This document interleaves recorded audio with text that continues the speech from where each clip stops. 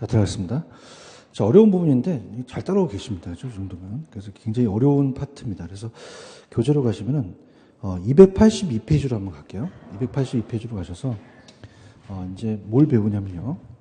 282페이지 가시면은 제목이 현금 수지의 측정이에요. 현금이 들어오고 나간 거를 측정한다는 것인데, 자, 갑니다. 만약에 20억을짜리 우리가 투자를 했어요. 총투자액입니다. 총투자액. 자, 그럼 어떻습니까? 아까 지렛대 효과라는 거 기억나시죠? 지렛대 효과. 그래서 우리가 10억이라는 자체가 내가 투자한 돈을 지분 투자액이라고 하고요. 자, 은행에서 10억을 빌리게 되면 지분이었어요? 아까 저당이었어요? 저당이죠. 그래서 갑돌이가 투자했다는 건 직접 투자고, A은행이 투자했다는 것은 이자 수익을 먹기 위한 거죠. 그래서 우리가 지분은 지 거고 저당은 저분이니까 은행이었죠. 자, 요거 정리가 어디 있냐면 전 페이지로 가시면은, 페이지로 가시게 되면은 교재 우리가 한 페이지 넘겨보시면은 281페이지에 거기에 부동산 시장 참여자의 지분 투자와 저당 대출자라는 게 있을 겁니다. 지분은 그냥입니까? 자기 겁니까? 그러면 자기가 직접 투자해서 임대료를 받는 거죠? 근데 저당 대출자는 그냥요, 은행이에요. 그럼 대출자는 은행이기 때문에 이자 수익을 원하는 거죠? 그렇게 이제 가면 됩니다. 그러면 이제 다음 페이지에 가셔서, 자, 282페이지에 가시면, 거기에 영업수지의 계산이라는 그 식이 있죠. 여기에 시험 문제 거의 99% 나옵니다. 반드시 출제가 돼요. 별표를 3개 쳐놓으시기 바랍니다. 쳐놓으셨어요? 굉장히 중요하다는 거죠. 그래서 영업수지에 대한 계산은 이거예요. 만약에 갑돌이가 취득만 하는 게 아니라 임대료를 받죠. 운영이라는 것이 영업이에요. 그래서 운영은 소득이득이라는 아까 임대료를 받았어요. 그래서 우리가 여러 번 받고 처분은 나중에 양도 차익에 딱 한 번만 받는 거죠. 그걸 자본이득이라고 하거든요. 자, 그래서 얘가 이제 그 식이 임대 단위수를 봐요.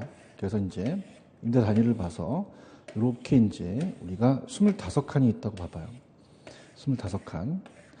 자, 그러면 25칸에 그냥입니까? 임대료를 받습니까? 받죠? 그럼 우리가 매월 받을 수 있고 매년 받을 수 있잖아요. 그럼 매월이라고 나오면 12개월로 곱해야 되고 매년이면 전체적인 거죠. 그럼 만약에 한 단위를 채울 때 어떻습니까? 자체적으로 만약에 이제 매달 받는다면 100만 원씩 받는다고 한번 보세요. 그럼 그냥입니까? 2,500만 원을 받습니까? 2,500 전체를 받는 거죠. 매달. 그런가요? 매달이면 그냥입니까? 12개월을 곱해야겠죠?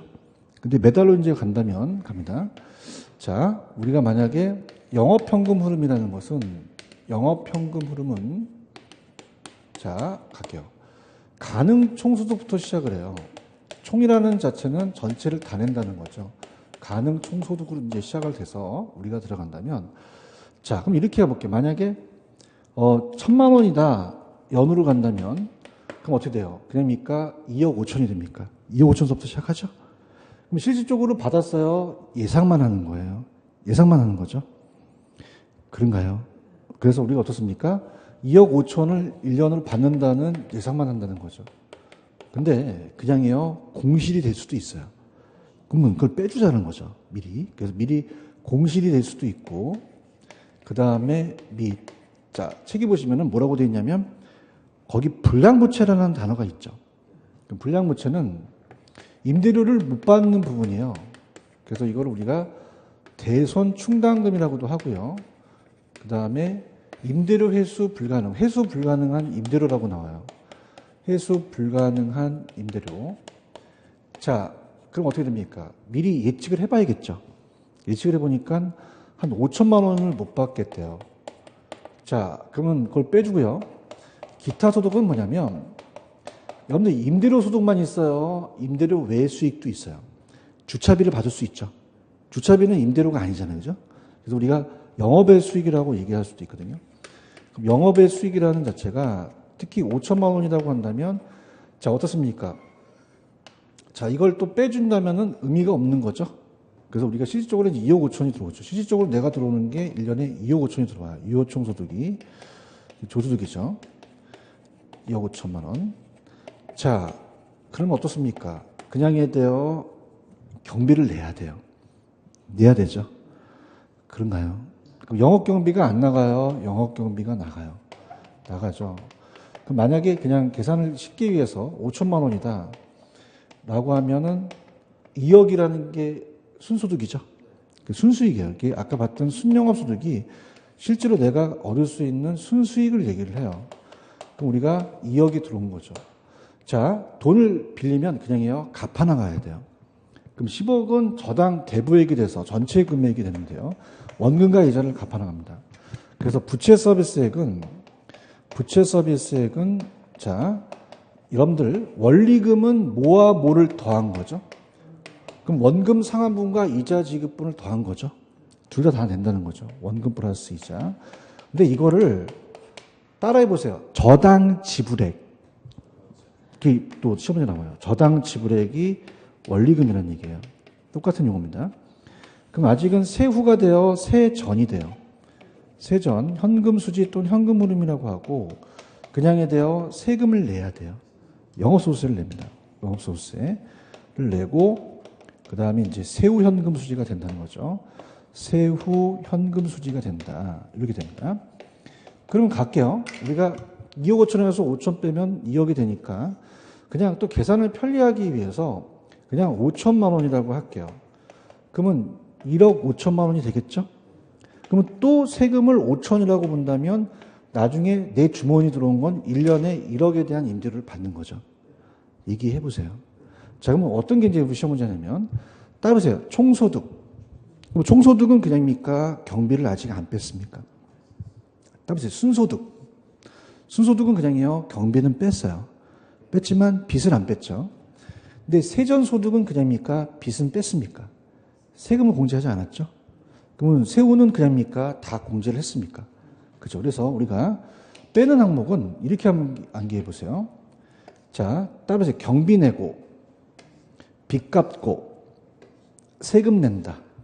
따라서 비비세. 제가 막 이렇게 비비면 저희 살이 빠지죠. 우리나라 사람들은 세금을 먼저 내려고 그래요? 제일 나중에 내려고 그래요? 나중에 내려고 하죠. 제가 그런 게 아니라 보통 그렇잖아요. 근데 봐봐요. 이 전기료는 영업경비고, 빚은 3번을 안 갚아야 경매 처리하거든요. 근데 이 경비는요, 전기세는 이거 안 내면 바로 끊어버려요. 그럼 빚부터 갚아요, 경비부터 내요. 그래서 경비 내고, 빚 갚고, 세금 내자. 비비세죠, 그죠? 그럼 잡으세요. 봐봐. 그럼 2억 5천, 2억, 1억 5천, 1억이라면 밑에 소득이 큽니까? 위에 게 큰 편입니까? 위에 게 크죠? 맞나요? 영업경비는 필요 항목이니까 반대 큰 데지만 돈을 빌려요? 안 빌릴 수도 있어요. 그러면 순소득과 세전이 같을 수도 있고요. 자, 소득이 나옵니까? 적자가 될 수도 있습니까? 그죠? 그럼 세금을 안 낼 수도 있죠. 그러면 세전과 세후가 같을 수도 있다는 얘기입니다. 이해 가셨습니까? 자, 그래서 천천히 가볼게요. 자, 지금 오른쪽에 가능조소득이라는 게 있나요? 자, 이건 가능 총소득이라고도 얘기합니다. 일본에서는 총을 조라고 얘기해요.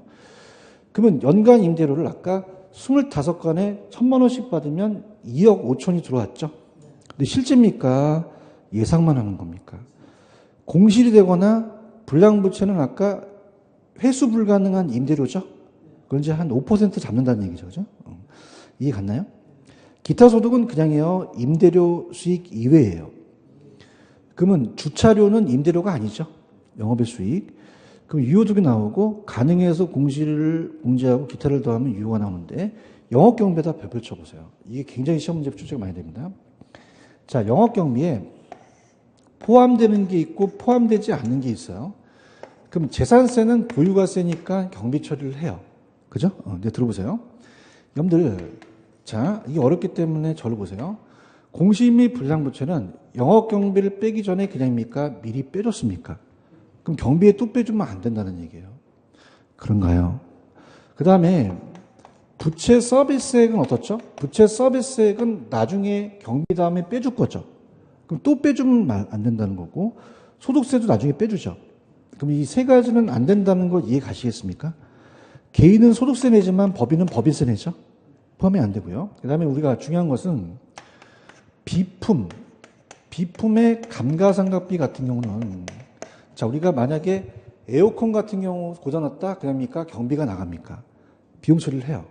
보일러가 터졌다 그러면, 그럼 나중에 파는 사람한테 받을 수는 없잖아요. 근데 건물이 감가가 됐다는 것은 경비가 나간 게 아니라 이건 그냥 회계 처리를 하는 거죠. 그럼 영업경비에 포함되지 않는다는 얘기입니다. 아시겠습니까? 그래서 암기기법 나중에 가르쳐 드릴 테니까 이론부터 가세요. 그러면 경비에 그냥입니까? 유지관리비는 들어갑니까? 중기수수료 들어가죠. 재산세, 보험료, 소멸성 보험 같은 화재보험료는 들어가요. 광고비, 전기료, 전화세는 들어가는데 유의할 점은 영업소득세는 포함된다, 포함되지 않는다. 자, 영업경비에 포함되지 않는 건 공실 및 불량부채는 미리 빼줬죠. 부채 서비스세는 빼줄 거죠. 그렇죠? 소득세도 빼줄 거고, 여기서 감가상각비는 따라서 건물의 감가. 감가상각비라는 단어가 있나요? 그럼 이건 비품의 감가라고 그랬어요? 건물의 감가라고 그랬어요? 건물의 감가상각은 비용 처리하면 안 되죠. 그런가요? 그래서 그거를 암기를 하시기 바랍니다. 근데 어떻게 암기하시냐면, 여러분들이 10월 30일 날 시험이라면 하루하루 여러분들이 공부량이 그냥입니까? 공부량이 늘어나야 됩니까? 근데 어떤 분이 그런 얘기를 해요. 뭐 교수님, 왜요? 학교는요, 들을 때는 알겠는데 집에 가면 자꾸 떨어뜨린대. 너 얼굴 들고 가라 그랬어요. 그죠? 그럼 공부가 감소하면 됩니까? 공부가 감소하면 안 됩니까? 안 되죠. 답 따보세요. 자, 봐요. 공부가 감소하면 돼요? 포함 안 돼요? 안 되죠. 그냥 가져가세요. 뭐 감소하면 한다? 공부. 경비에 포함된다, 안 된다? 안 된다는 거. 아시겠습니까? 갑니다. 밑에 갈게요. 순소득은 유효해서 영업경비를 공제하고, 부채 서비스액은 따보세요. 저당 지불액, 원리금, 원금과 상환과 이자를 더한 거죠. 세전은 저당 대부에 대한 매년의 원금 상환과 이자를 순소득에서 공제한 거고, 세후는 세전에서 영업소득세를 공제한 거죠. 여기까지 가시겠습니까? 이렇게 보시기 바랍니다. 되셨나요? 자, 이렇게 하시면 이제 거의 마스터가 됐고, 그 다음에 넘겨보시면은 우리가 거기에 넘기시면 지분복귀액의 계산이라는 게 있나요? 자, 이게 뭐냐면, 가볼게요. 자, 들어갑니다. 우리가 지분은 남의 돈이에요? 지분은 내 돈이에요? 자, 갑니다. 그러면은 지금 아까 10억이 20억을 취득할 때 내 돈이 취득돼 들어갔죠? 대답해 봐요. 그러면 운영하면서 내 10억이 들어오는 건 아니잖아요. 그럼 나중에 처분할 때 그냥입니까? 양도를 합니까? 그럼 25억 안에 내 돈이 들어온 거죠. 그럼 이건 처분 시의 현금 수지예요. 운영 시다, 처분 시다. 처분 시. 그래서 우리가 지분 복귀 계산을 매각 현금 흐름이라고 나와요. 우리가 매각할 때에 대한 현금 흐름이다. 자, 그럼 어떻습니까? 가공기라는 이 앞에 세 가지는 안 들어가고 유효서부터 똑같아요. 그죠? 그러면 그냥입니까? 양도 가격이 있습니까? 그죠? 이게 매도 가격이에요. 매도 가격이 양도 가격이면서 총 매각 대금이라고 나왔어요. 총 매각 대금. 자, 따라서 경비 내고 빚 갚고 세금 냈죠. 그럼 먼저 내는 게 그냥입니까? 경비부터 내야 됩니까? 그럼 매도 경비라는 건 중기 수수료 내죠. 매도 경비를 내고요. 아까랑 똑같아요. 그럼 우리가 순이 나오죠. 순매도액이 나오고, 순매도액이 나오고, 자, 미상환 저당장금이라는 것은요. 저당장금은, 자, 갑니다. 자, 여러분들 보세요. 일로 와보세요. 아까 저당대부액에서 그냥입니까? 원금은 상환합니까? 그럼 10억에서 5억 상환했으면 5억이 남았죠. 따라서 미상환, 저당 잔금이 남았죠. 5억이 잔액을 빼주라는 얘기죠. 남아있는 금액을. 맞나요? 그 다음에 자, 세전 지분복귀액이 되고요.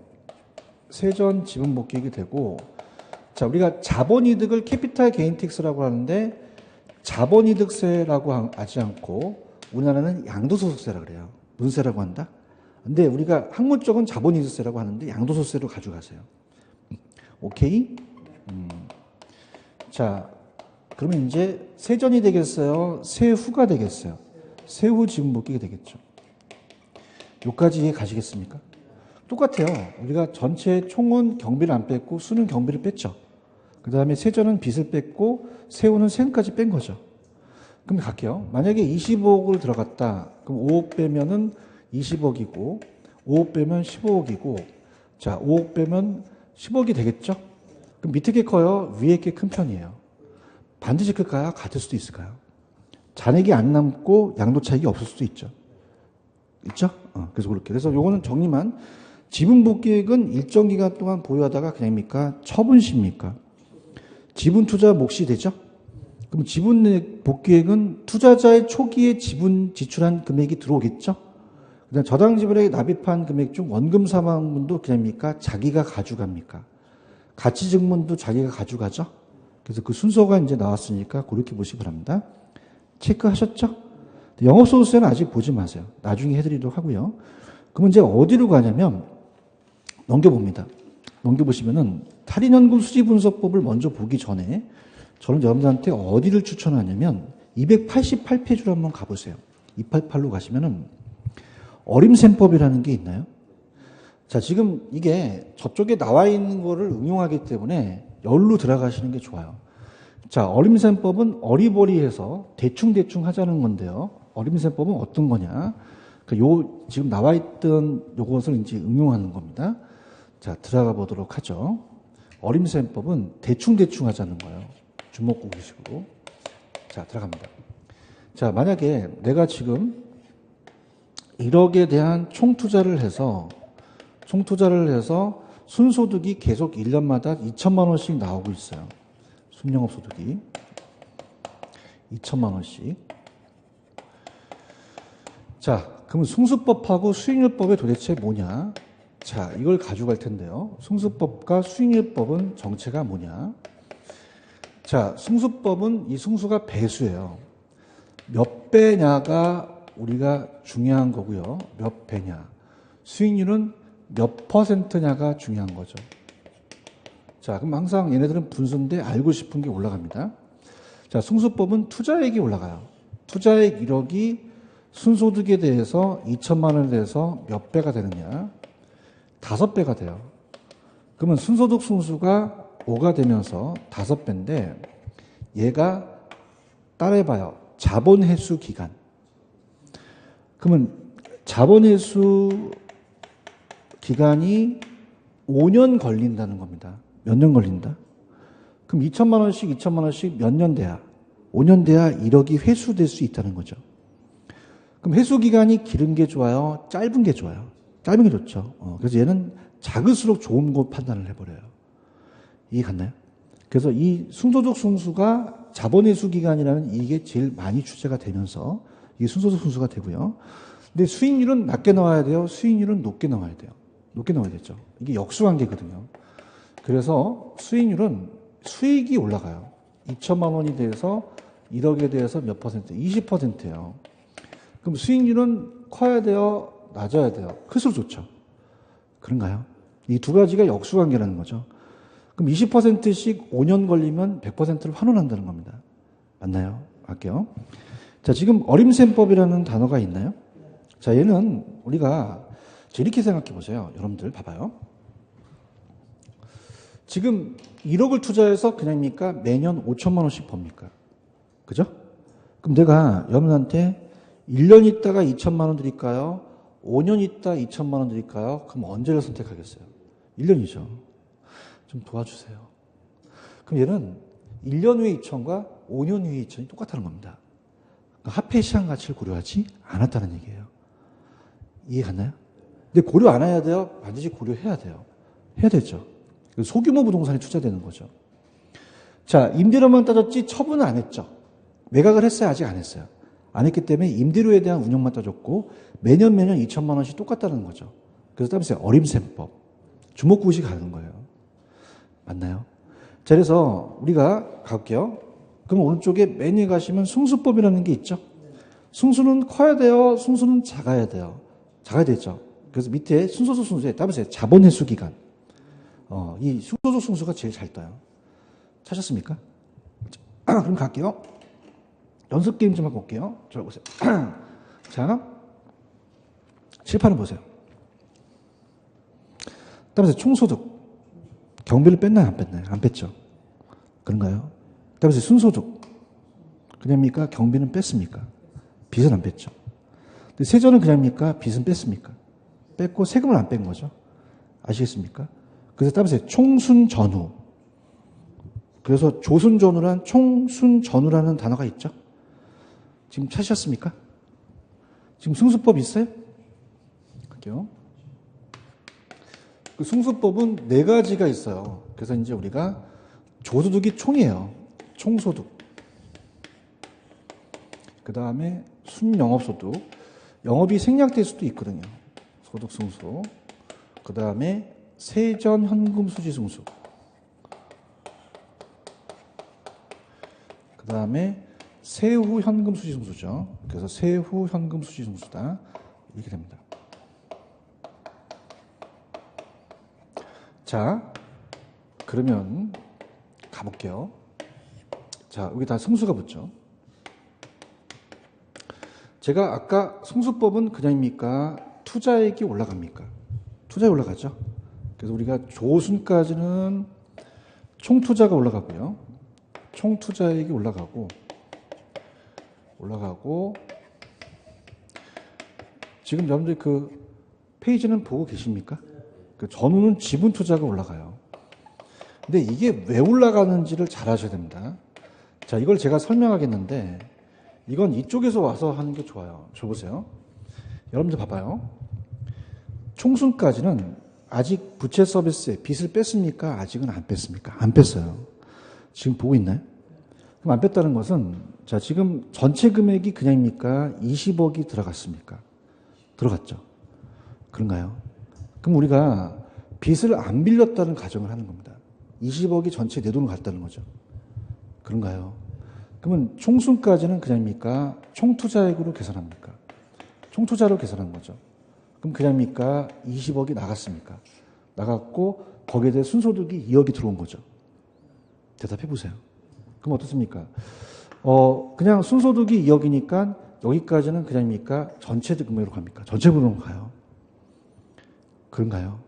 근데 세전은 여기서부터 전후는 그냥입니까? 빚을 빼줬습니까? 빼줬다는 것은 그냥입니까? 타인 돈을 빌린 겁니까? 그럼 내 돈이 들어가요? 전체가 들어갑니까? 내 지분이 들어갑니까? 지분 투자가 들어간다는 거죠. 그런가요? 그럼 2억에서 그냥입니까? 빚을 빼야 됩니까? 빼야 되죠. 대답해 주세요. 자, 그러면 어떻게 됩니까? 빚을 5천을 빼게 되면은 여기서부터는 무슨 투자로 계산하죠? 지분 투자로 계산하자는 거죠. 그런가요? 다시 합니다. 총순까지는 빚을 뺐습니까? 아직 안 뺐습니까? 그럼 그냥입니까? 전체 금액으로 봅니까?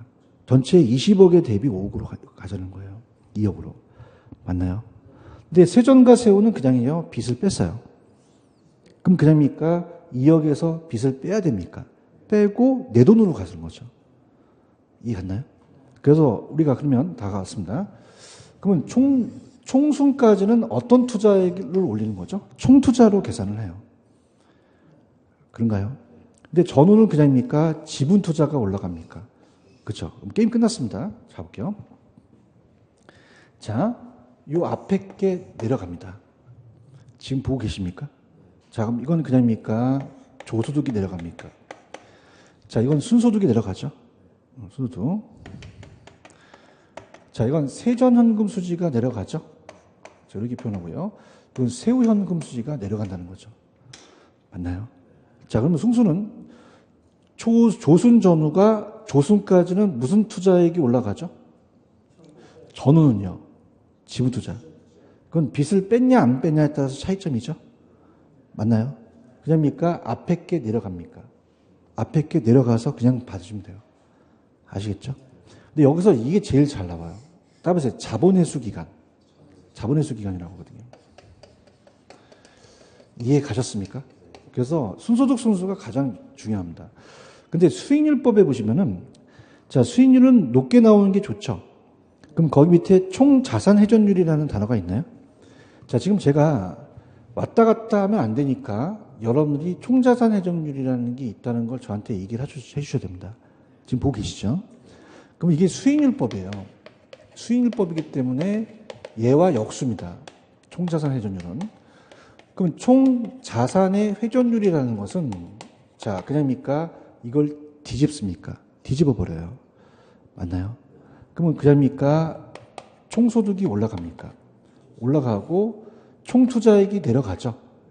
그럼 총투자액이라는 자체는 내가 1억 주고 샀으니까 총투자가 되고 총자산이 되고 부동산이 가치가 되겠죠. 그럼 1억을 투자해서 매년 1억씩 번다는 얘기예요. 그러니까 매상의 회전율이요. 자, 여러분들 봐봐요. 손님들이 들어와서 빨리 그냥 해야 돼요? 나가줘야 돼요? 회전율이 높아야 되죠. 그럼 낮아야 돼요? 높아야 돼요? 높아야 되죠. 머리 회전율 잘 돌아다니까. 맞습니까?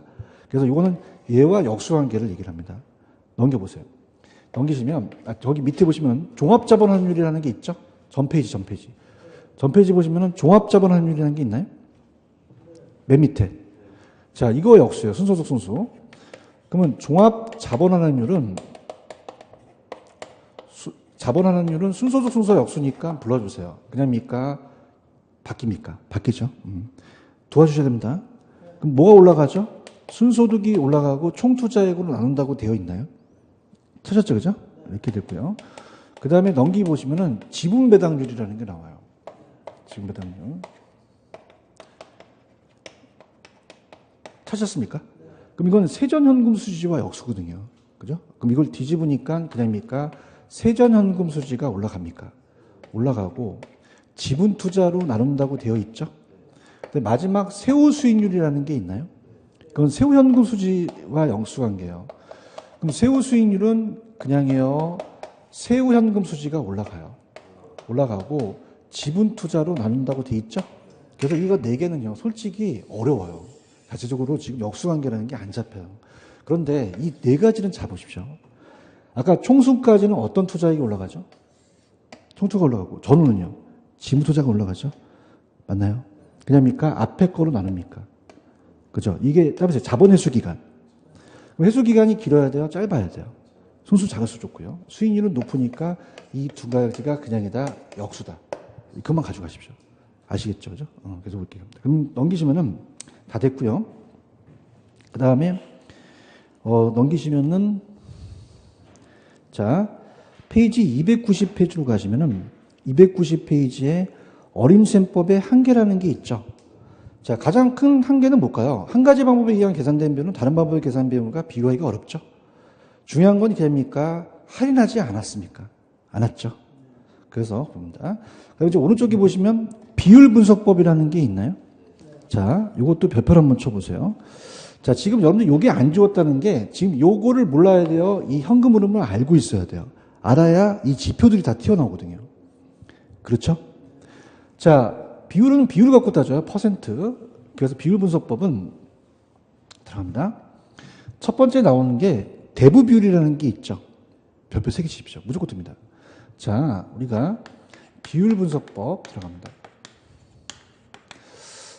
대부 비율이라는 것은 여러분들이 우리가 중개업을 하시거나 그러시면 LTV와 DTI로 대출 규제를 하잖아요. 그래서 LTV는 론 투 밸류, 담보 인정 비율이에요. 담보를 갖고 따진다는 거죠. 자, 그러면 담보 가치가 많아야지만 더 많이 빌려준다는 얘기죠. 그래서 우리가 부동산 가치가 만약에 1억이잖아요. 그럼 1억이 부동산 가치고 50%면 5천만 원이 융자액이 되겠죠. 그런가요? 자, 분수 있는 방법은 분모에 대한 문제니까 부동산 가치에 대한 융자액의 비율이죠. 찾으셨습니까? 자, 대부분은 뭐의 가치에 대한 융자액의 비율이요? 부동산 가치에 대한 융자액의 비율이라고 되어 있어요. 그럼 은행에서 땡긴 거니까 지분 비율이에요? 저당 비율이에요? 자, 이 비율이 높으면 채무불이행이 커지겠죠. 원금 회수가 곤란해요. 높은 대부 비율은 대출자 입장에서 위험하거든요.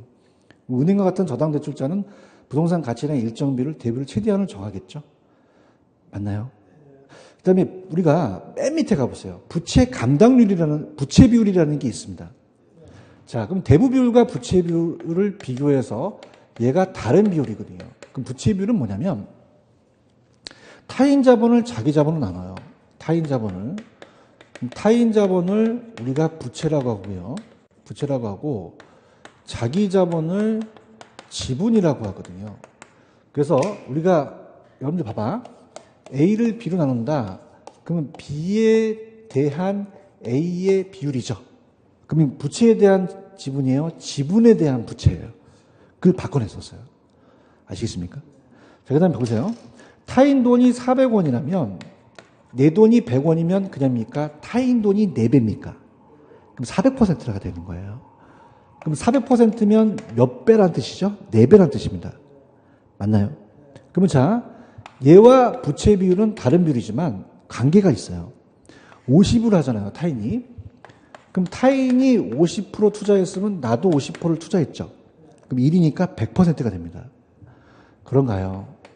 근데 타인이 만약에 80% 투자하면 100에서 80 빼면 20은 내가 투자한 거죠? 몇 배가 되죠? 네, 400%가 된다는 거죠. 그러면 대부 비율과 부채 비율은 다른 비율이지만 그냥입니까? 관계는 있습니까? 그러면 대부 비율이 높아지면 부채 비율도 높아진다는 거죠. 그래서 맨 밑에 부채 비율 가볼게요. 부채 비율은 어떻습니까? 자, 타인 자본에 대한 자기 자본이라고 돼 있죠? 그러면 대부가 80이면 내가 20이니까 부채가 400%가 되겠죠. 그런가요? 그 다음에 니은에 보시면 부채 감당률이라는 단어가 있나요? 자, 이건 뭐냐면 들어보세요. 자, 우리가 여러분들 상가 건물 같은 걸 봐요. 상업용 부동산. 자, 그러면은 자, 은행이 아까 이거는 그냥입니까? 담보 가치로 봤습니까? 근데 은행이 얘가 지금 상가 건물을 하게 되면 그냥요, 임대료를 많이 좀 받아야 돼요. 받아서 부채를 감당할 수 있는 능력을 보고 빌려줘요. 맞나요? 그럼 부채 감당률은 부채를 감당하는 능력이니까 얘는 높아해 줬기 때문에 이를 초과해 줘요. 그죠? 그럼 자 볼게요. 여러분 순영업 소득은 이건 빚이에요. 임대료 소득이에요. 부채 서비스액은 빚이죠. 그러면은 빚이 많아야 돼요. 임대료를 많이 받아야 돼요. 그러지만 돈을 빌려주겠다는 겁니다. 임대료가 안 나오면 안 되겠다는 거죠. 맞나요? 그럼 1이 되면은 차입자, 대출자 다 위험하고요. 1보다 작아야 돼요. 1을 넘어야 돼요.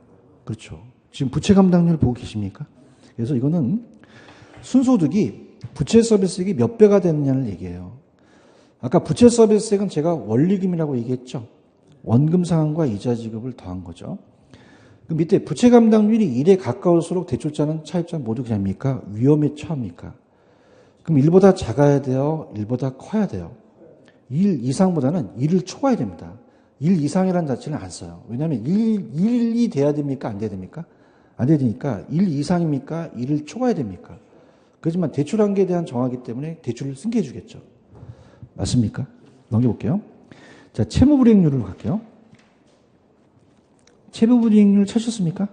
채무불이익률은 자, 또 이거는 좀 높아야 되는데요. 이제 낮아야 되는 수익률이 있다는 거죠. 채무불이익이 많이 되면 돼요? 안 돼요? 안 되죠. 그래서 채무불이익률은 낮을수록 좋아요. 채무불이익률은 높아야 된다? 낮아야 된다? 낮아야 된다. 그래서 봐봐요.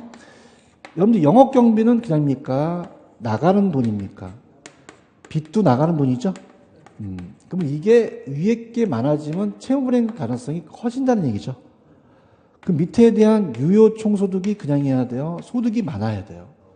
그럼 이거는 따라서 유영부. 그죠? 이 세 가지를 따진다. 그래서 할게요. 그러면 채무불이익률이란 차입자가 채무불이익을 가능성이 크기 때문에 따라서 유영부. 그럼 유효소득이 영업경비와 부채 서비스를 감당할 수 있는 능력이죠? 그런가요? 그래서 이걸 이제 손익분기점이라고도 얘기해요. 손익분기율. 그래서 우리가 똑같으면 손익분기점이 되니까. 그럼 영업경비와 부채 서비스액이 유효에서 차지하는 비율이 크면은 더 채무불이익 가능성이 커지겠죠. 그런가요?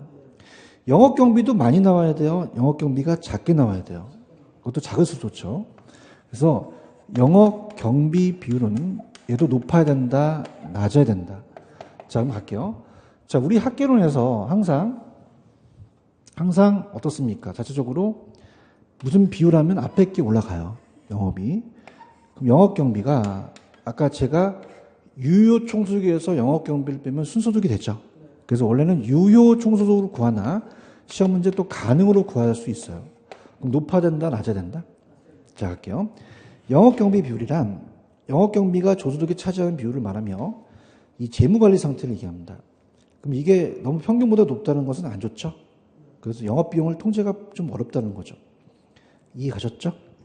자, 비율분석법의 한계라는 것은요. 들어보세요. 자, 갑니다. 자, 비율을 구성하는 요소들에 대한 추계가 잘못되면 비율 자체가 왜곡될 수도 있죠. 자, 봐봐요. 자, 부동산 가치가 상승하게 되면 그냥입니까? 대부 비율은 낮아집니까? 반대죠. 그래서 우리가 부동산 가치가 과대평가되면 배우는 낮게 왜곡될 수도 있다는 거고. 그런가요? 자, 갈게요.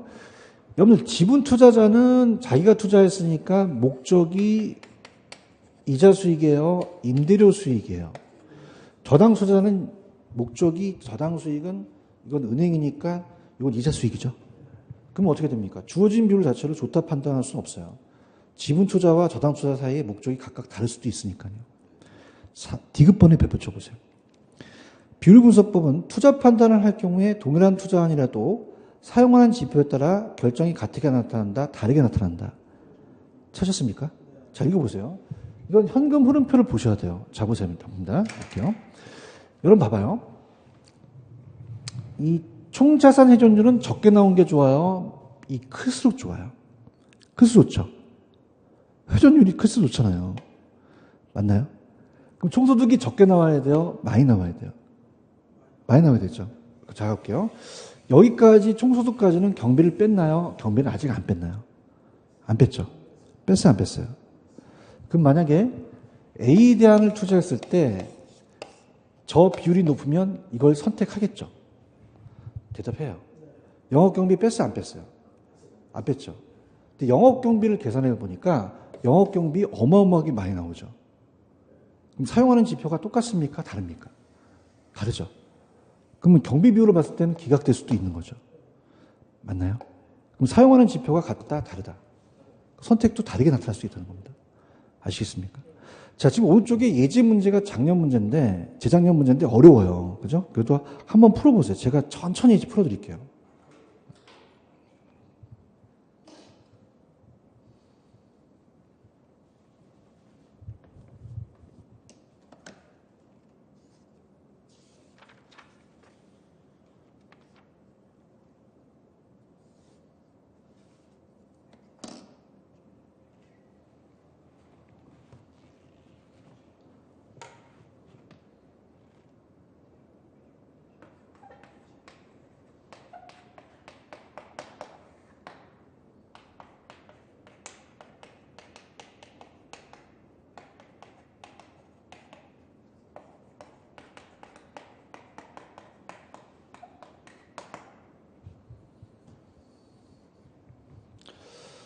자, 채용은행은 유효총수기 영업경비와 부채를 감당할 수 있는 능력은 맞습니다. 손익분기를 하고요. 그러니까 대부분은 부동산 가치의 융자액의 비율을 가리킨다. 맞죠? 저당 비율을 하고. 자, 3번에 따라보세요. 부채 비율. 잘 나와보세요. 자, 지분에 대한 부채죠. 대답해보세요. 뭐에 대한 부채? 그럼 부채에 대한 지분이에요? 지분에 대한 부채예요? 바뀌었죠. 그죠? 얘기 좀 해주세요. 대부비율이 50이면 타인도 50이니까 부채비율이 100%가 되죠. 그러면 정답은 몇 번? 3번이 정답이 있는 거죠. 총자산회전은 투하된 총자산에 대한 총소득의 비율 맞죠? 총소득 가능을 쓸 수 있고 유효수 사용할 수 있습니다. 비율 분석법은 비율이니까 어때요? 요소들에 대한 추계가 오류가 발생할 수도 있죠? 왜곡될 수도 있다는 거죠. 체크하셨죠? 됐습니다. 그 다음 밑에 해소기간법과 해계정률법은 제가 3, 4월 달로 좀 돌리도록 하겠습니다. 이해하셨죠? 자, 그럼 어디로 가냐면, 넘기세요. 자, 이걸로 하면 이제 마무리 할게요. 286페이지로 한번 가볼게요. 286 갑니다. 286 가셨습니까? 자, 그래서 오늘 이제 투자론을 아예 맞춰버립니다. 그죠? 그 다음에 이제 다음 시간에 금융 파트를 할 텐데, 자, 우리가 할인현금 수지 분석법이라는 게 있죠? 자, 이걸 이제 가볼게요. 할인현금 수지 분석법입니다. 할인현금 수지 분석법. 자, 그러면 오늘 했던 거를 다 복습해보죠. 자, 아웃라인만 잡으시면 됩니다. 자, 내가 1억을 투자해서요. 만약에 1년 후에 1억 2천만 원을 가져갑니다. 자, 그러면 내가 낸 거는 현가라는 건 현재 가치를 줄임말이죠. 내가는 미래 가치를 줄임말이에요. 그럼 내가 낸 거는 현가는 그냥입니까? 확실합니까? 근데 내 미래 가치는 확실해요? 불확실해요? 그냥이에요? 위험이 따라요. 그죠? 그럼 위험이 높을수록 그냥입니까? 할인율을 높여야겠죠? 할인율에 따라서 미래 가치를, 현재 가치로. 그럼 내가를 현재 가치로 할인하라는 얘기예요. 그런가요? 그러면 어떻게 됩니까? 1억 2천이 1억보다 떨어지면 투자 안 하겠다는 겁니다. 맞나요? 그래서 현금 수지를 봤을 때 유출이 많아야 돼요? 유입이 많아야 돼요? 유입이 많아야 되죠. 이해하셨습니까? 그래서 우리가 현가로 고쳐야 되고요. 자, 지금 여러분들 보세요. 어림셈법은요, 화폐 시장 가치를 고려하지 않았죠. 자, 1억을 투자해서 2천만 원씩 5년 되면 회수하잖아요. 1년에 2천과 5년에 2천이 다르다는 거죠. 그럼 얘가 더 정확하다는 얘기죠. 이해 갔나요? 자, 그럼 갈게요. 얘는 두 가지 지표예요. 현금 유입의 현재 가치 합이라고 합니다. 자, 뭐냐면, 자, 현재 가치 합이라는 것은 아까 우리가 임대료만 봤습니까? 나중에 양도 차익도 있습니까?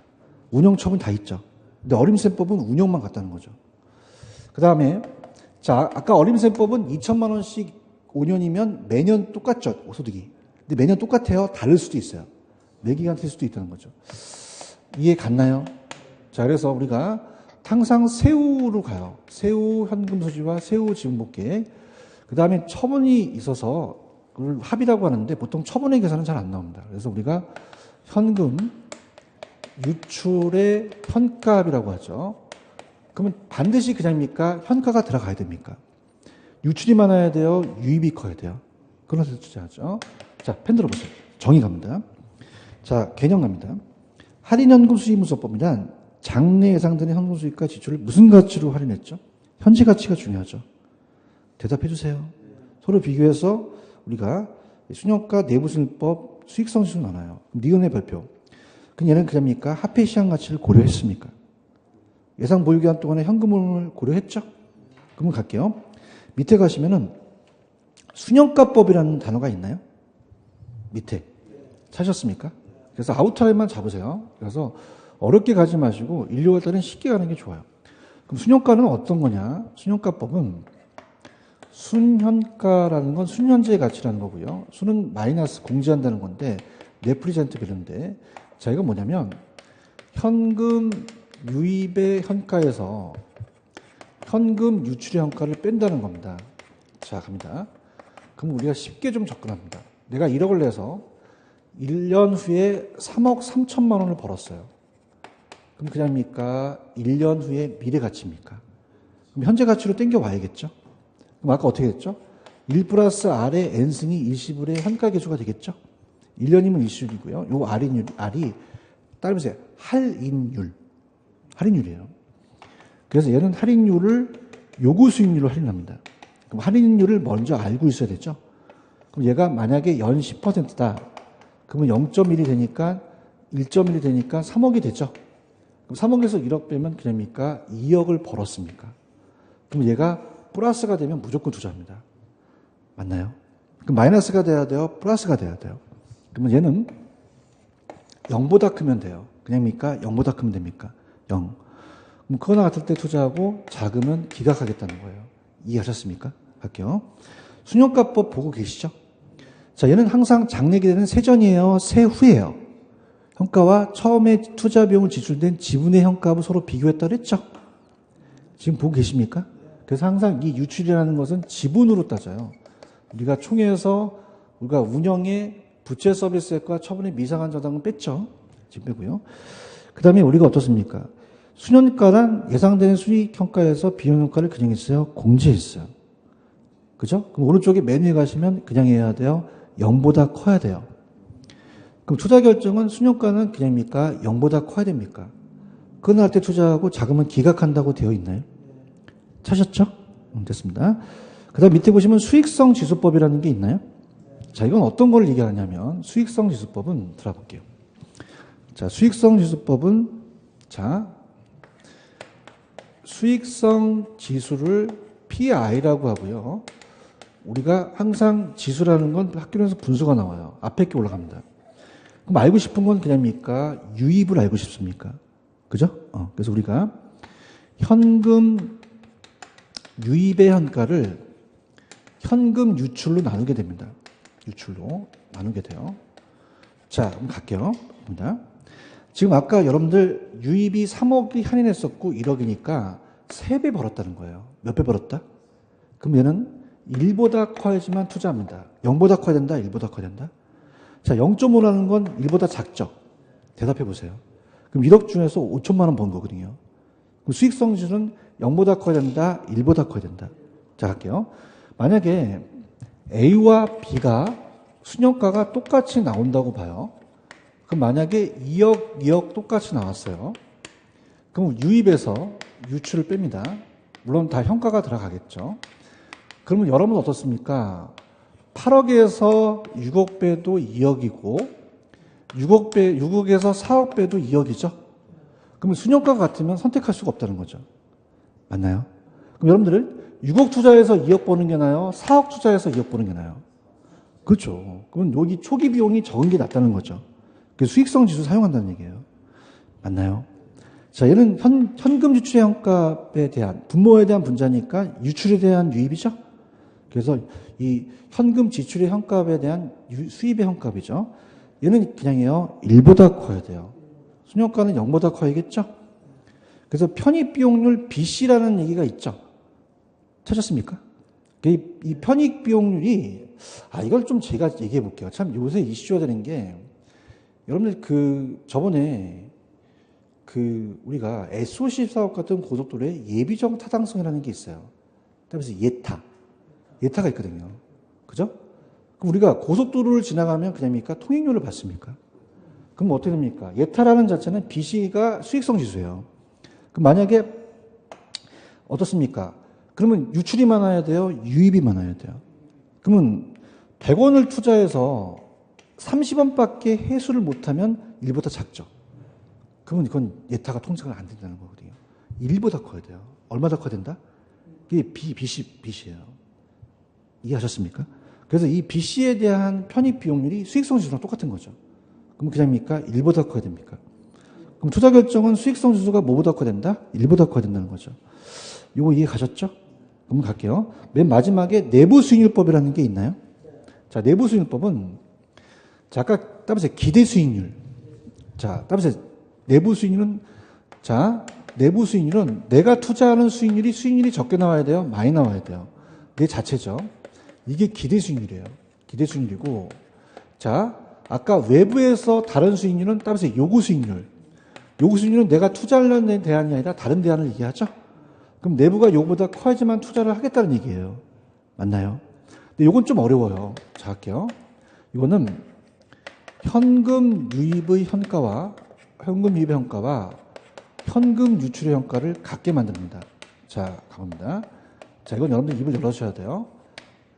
따라해보세요. 현금 유입의 현가와 현금 유출의 현가를 같게 만드는 할인율. 자, 그럼 갈게요. 만약에 1억에서 1년 후에 1억 2천만 원을 벌었다. 그러면 그냥입니까? 1억으로 같게 만드는 할인율이 있습니까? 그 할인율을 구하는 거예요. 맞나요? 그럼 1 플러스 R의 N승이 1년이면 이 할인율이 20%가 되죠. 몇 퍼센트가 된다? 20%. 자, 요거는 이렇게 구합니다. 봐봐요. 원래는 얘와 얘를 바꿀 수 있죠. 그래서 1억 2천을 1억으로 나눠서 보통 1년이 나오거든요. 그럼 1 플러스 R이면 1.2가 되고 1 플러스 R이니까 R은 넘기면 0.2가 되죠. 따라하지 마십시오. 그냥 1억을 밑으로 깔아요. 얼마를 깐다? 1억 깔고 1억과 1억의 차이점은 2천이죠. 이게 수익률이 20%가 된다는 거죠. 그럼 요거는 그냥입니까? 할인율이 내부 수익률입니까? 그렇죠? 내부 수익률만 알아야 돼요. 요거를 가져와야 돼요. 가져와야 되죠. 그럼 20%가 10%보다 커야 되죠. 그럼 얘는 할인율이 그냥이에요. 내부 수익률이에요.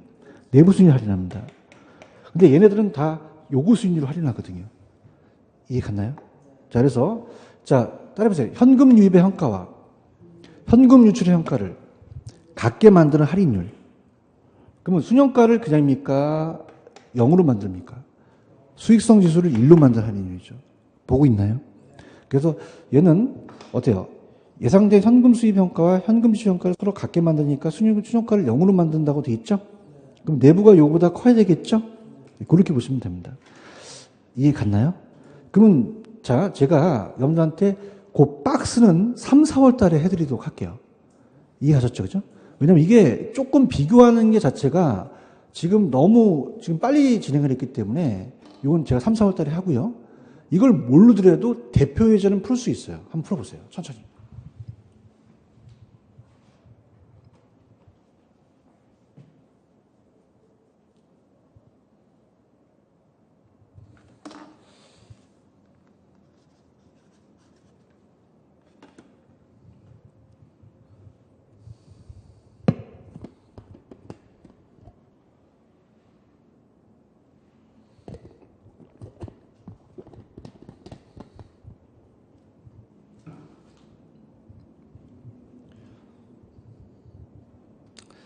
자, 갑니다. 저 보세요. 내부 수익률은 그냥입니까? 유입과 유출을 같게 합니까? 그럼 순현가를 그냥 해요. 0으로 만드는 할인율이에요. 대답해야 다음 넘어갑니다. 맞죠? 순현가는 장래 발생 수입 현가에서 비용의 현가 총액을 뺐죠. 자, 요구가 커야 돼요? 내부가 커야 돼요? 내부가 더 커야 되는 거죠. 쉽게 나왔어요. 3번이 정답이죠. 그 다음에 순현가는 그냥입니까? 0보다 커야 됩니까? 0보다 커야 되죠. 수익성 지수는요? 1보다 커야 된다는 거죠. 정답은 3번이 정답이 됩니다. 이해하셨죠? 그래서 지금 여러분들 핵심까지 하게 되면 머리가 너무 가부화가 됩니다. 그래서 요거는 제가 다음 시간에 3, 4월 달에 가서 해드릴 거예요.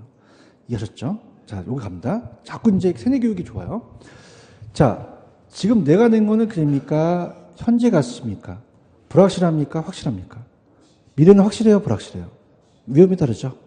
할인은 따라서 미래 가치를 현재 가치로 갖고 오라는 거죠. 그럼 1억 2천을 할인을 하라는 얘기예요. 그럼 1억보다 떨어지면 안 되죠. 그럼 유입이 커야 돼요? 유출이 커야 돼요? 유입이 커야 되죠. 운영처분을 다 따지고 세월을 가지고 매기강 같고요. 자, 순현가는 그냥입니까? 유입에서 유출을 뺍니까? 그죠? 그럼 그 금액이 그냥이요. 0보다 커야 돼요. 마이너스 금액이 나오면 안 된다는 거죠. 맞나요? 자, 아까 동영상 들으신 분들 보세요. 예비적 타당성을 통과시켰죠. 그럼 예타 면제가 되려면 그냥입니까? 1보다 커야 됩니까? 1보다 커야 되죠. 그죠? 그래서 이 예비적 타당성을 왜 하냐면요. 보세요. 예비적 타당성을 안 하고 그냥 했더니 수익이 안 나온 거예요. 만약에 100원을 투자해서 30원을 하면 0.3은 그냥입니까? 1보다 작습니까? 실패됐죠. 그래서 그 이후서부터 예비적 타당성을 통과시키려면 1을 넘어야 된다고 한 거예요. 맞나요? 그러면 내가 투자했으면 그냥입니까? 이 3배 벌어야 됩니까? 0.5는 투자 안 하죠? 그러면 얘는 그냥입니까? 1보다 큽니까? 1보다 크고 유익과 유출을 갖게 하면 내부 수익이라는 게 나오죠? 그럼 얘가 그냥입니까? 요거보다 커야 됩니까? 커야 되죠. 그러면 순현가를 그냥요 0으로 만들어요. 수익성 지수를 1로 만드는 할인이 되겠죠. 아시겠죠? 그 다음에 이제 이 순현가가 요구 수익률이고 얘가 내부 수익률로 할인하지만 재투자는 요구 수익률하는 게 더 우수하거든요. 근데 그거는 제가 3, 4월 달에 뺄게요. 아시겠습니까?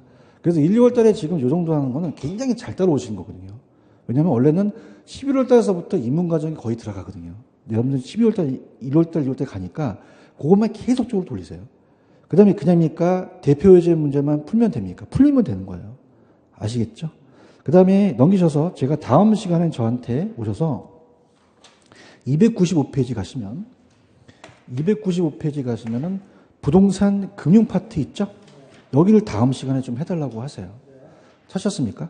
자, 지금 제가 오전에 공인중개사 강의하고 오후에 감정평가사를 강의하거든요. 근데 감정평가사는 그냥입니까? 거의 대학생들이 많습니까? 대학생들이 많아요. 그러니까 대학생들이 지금 어떻습니까? 취업도 안 되니까 자격증 못 맞잖아요, 걔네들은. 젊은 애들이 많거든요, 간평은. 왜냐하면 간평은 좀 어렵기 때문에, 고시기 때문에 좀 젊은 친구들이 많거든요. 얘기해 보세요. 젊은 애들은 그냥입니까? 대학교에 졸업한 지 얼마 안 됐습니까? 투자능력이 강해요. 근데 금융론이 약합니다. 얘네들은 담보대출을 안 받아보거든요. 아시겠죠? 근데 우리나라에 또래 되면 그냥입니까? 담보대출을 받습니까? 그 담보대출과 관련이 돼요. 맞나요? 그래서 아까 LTV라는 얘기 들어보셨죠? 그 다음에 DTI라는 게 있거든요. 고정금리가 있으면 그러니까 변동금리가 있습니까? 몇 년 거치 몇 년 상환이라는 얘기 들어보셨죠? 거치 기간 동안 이자만 내고 상환을 하거든요. 그래서 투자론보다는 오히려 좀 수월하실 거예요. 아시겠죠?